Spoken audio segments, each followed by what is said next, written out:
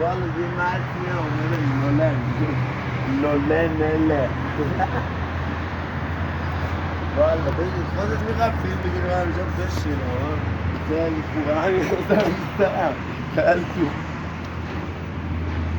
والا شما خیلی کتی واو کلیپ من واو نه ویدیوی بگیر حرف بزنم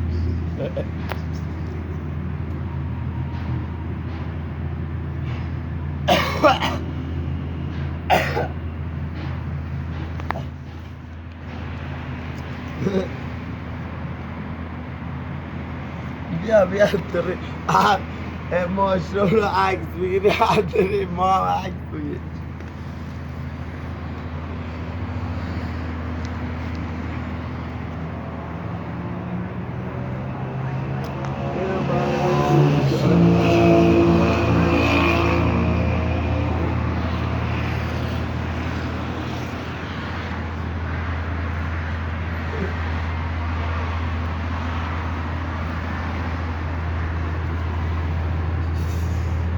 بفرما. میدونی دنیا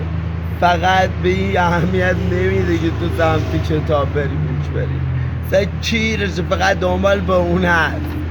فقط دنبال فتنه است در فتنه های آخر زمان باید گل نکنید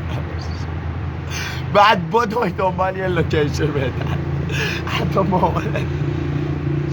بعد فرار کنید در املاک تهران خیلی خوب برای اهل بیت هم اشکار کنید 1000 تا کار موسیقی والا ما رو ببخش مادر موک فرار کنید اینم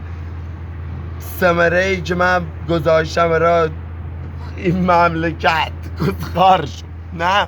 چرا؟ چرا؟ داشته یه ساعت همه شو